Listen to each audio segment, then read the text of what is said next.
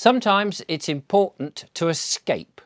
And by escape, I don't mean just rush out to the hills and find yourself a cave, although actually that might be a good idea. Sometimes it's just important to escape from the rat race. And the rat race these days is fending off all the nonsense from mainstream media, all the other stuff that's coming in from all the other sources, such as the video platforms and social media and our phones and all those things. Sometimes it's just important to turn everything off and get away. And the best place to go is in nature, of course, a few days. Now, I've been away. Actually, I was away not so much to get away from the rat race. Actually, it was on a bit of a talking tour. A few people had asked me to go and talk. We wanted to interview a few people. We wanted to see stuff, and somebody had asked me to make a video about a canal, which of course has gone out on the channel, and you've already seen that. So we've been away, Julia and I, camping in the van, and we met up with a lovely farmer talking about beef cattle. He was a bit shy, didn't want to be filmed, but it was interesting to gather some farming information and that sort of thing. And then as we happened to be near Buxton, we thought we'd call on Dean from Buxton, who's been on the channel a few times, and just sort of have a cup of tea with him, which we did. Actually, we had a meal in a pub, which was lovely. But before that, he said, well, seeing as you're in the area, I've got to take you on a little walk, which we did. And I thought we'd film a bit of it and share you the importance of escaping from the nonsense so that you recharge your batteries, you earth yourself from the ground, and you'll come back prepared to fight. So here's our little excursion to something called Solomon's... Oh, what was it now? Dean will tell me. So, coming up to the Peak District, as I have recently, to explore farms, farming, and on the tour that we've been doing, where we've been talking at various gigs. I'm calling them gigs now.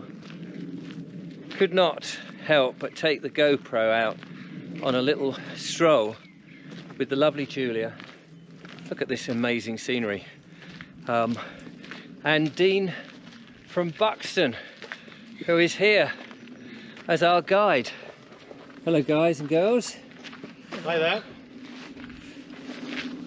Now, as you know, normally on the channel we're talking about terrible things, a warning of the WEF and the Agenda 21 and council tax, pushbacks, common law, money creation, funny jibby jabs that people have been taking. But for a change, I think it's just nice, isn't it, Julia, to get out and remember what it is we're fighting for in a way, and how beautiful the planet, if you want to call it a planet, I mean so many, all of this, but how wonderful the world is. And we're just not quite used to all the walking anymore. We used to do this a lot. Used to be out all the time. This was the whole channel.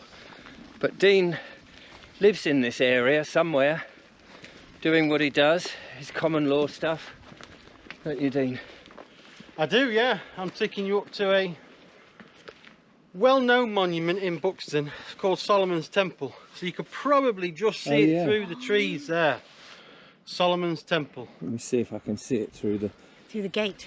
Through the gate. It looks like a little pimple from here. I'll let you get the gate.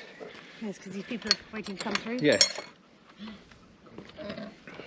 Down this track ahead of us. Yes. And then we'll bear to the right at the bottom. Up through the field. Here? Yeah.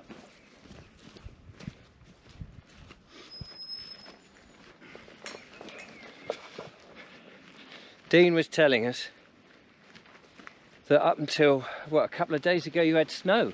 Yes. Which is quite remarkable.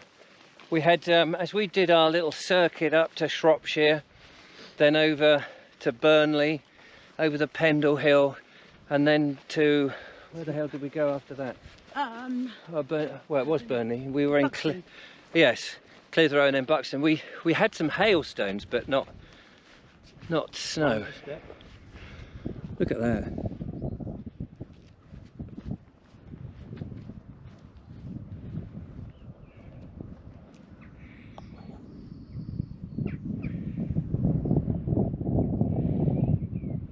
For those that are unaware, all in this area of Britain, here in Derbyshire and I guess in Staffordshire, these limestone dry stone walling is everywhere, denoting the old field systems. Absolutely amazing to see, and the amount of time and energy to plonk them up, and the skill level of doing that so they don't fall over, I just find is incredible. And for me, so much of trips like this is about remembering the simple things of life, the simple living that we have just lost in this very modern, highly sophisticated technical world. And although they're trying to get us away from, you know, they're trying to get us in front of screens and staying at home in these 15-minute cities, this to me is living, getting out and seeing the farmers and how they farm in different places, how they look after the cattle, the sheep, the pigs, and all of this, and how they actually, how they actually make a living, and the simplicity and being outdoors and all of that. I'm waxing lyrical about it because coming from the Sussex seaside coast inside a town, I feel I've been released out into the open, and this is what freedom, in a way, what so many of us, I think, are fighting to claim back before the big clamps come down and entrap us. What is the, what did you call it? Cleopatra's? No, it's called Solomon's Temple. Oh yes. So, as far as I'm aware, it was a lookout post for invading armies. But since then, it's simply used as a monument for people to come and walk up to and enjoy the lovely countryside. It's a little reminiscent of the tour on Glastonbury, but the St Michael's Tower on Glastonbury tour. So I was asking, you know, was it part of a church or something? No. But I mean, the fact that it's round is more indicative of a watchtower than a church. Yes. I suppose in a way it's a bit like a folly now. But you can see it clearly from miles around, even though it seems a bit diminished as you get closer to it. You can see it for miles, can't you? Yes, we were just up on that hill over there, which was the Staffordshire Moors, and you can see it clearly from over there. That road over there where that pink van is, you probably can't see it. No, I don't see that. It's a very wide angle in. Is that Hager Tor or something? No, so that is what's called Harbour Hill Industrial Estate. Yeah. And it's where they have the mind research place. Oh. Mind research place, yes. I've got no idea what goes on there because I've never been and never worked there. I don't know anybody that works in it, but that's what it's called. And that flat plateau there, beyond? That was an old quarry. Oh, was it? Yeah, as kids we used to climb that. Brilliant. Mothers used to tell us not to, but when you're in a gang of friends, anything goes. I see Julia is doing something very important. Yeah. Today is the day. Get those ugly feet out. Grounding, being one with the earth. Hold on, let's go this way, we're just off track.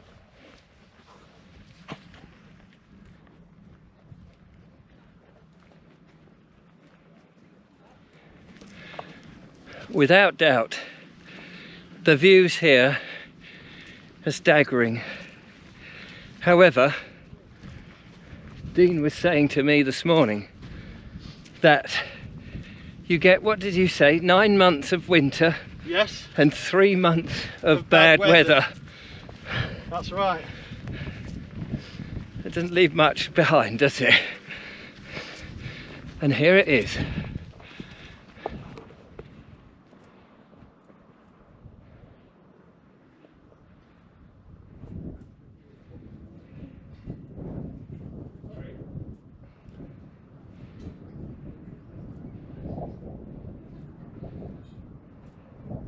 After you, Dean. Thank you. Thank you.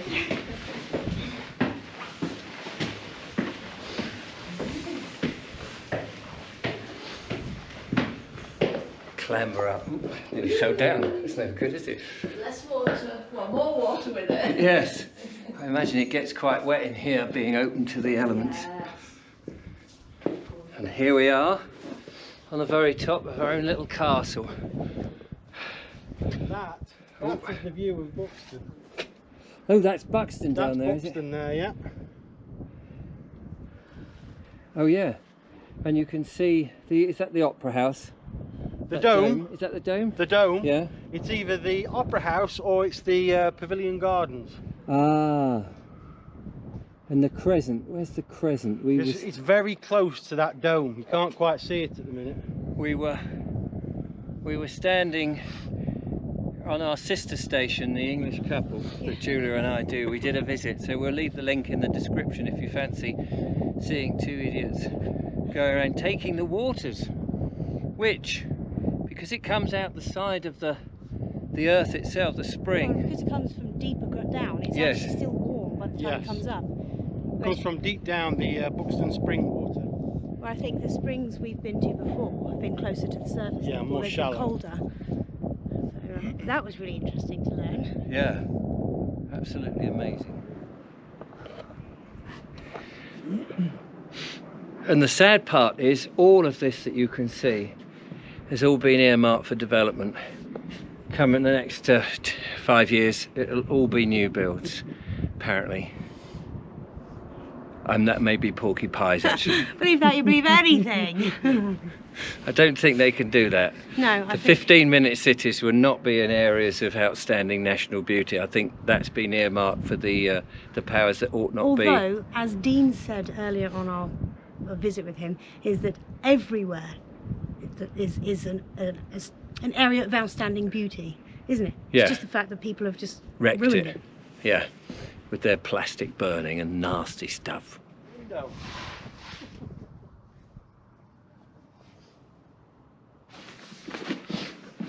Just be careful coming down. I'll be careful. Can you get a shot going Quite over the tight. top? Quite tight. Ding. Hello.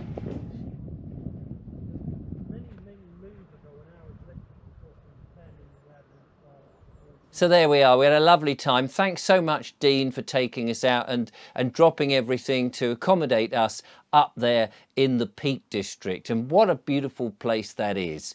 Unless, of course, it's during lockdown and they send drones looking for you because you've got a cup of coffee and you're not supposed to be there. Do you remember that 4 years ago? Yeah.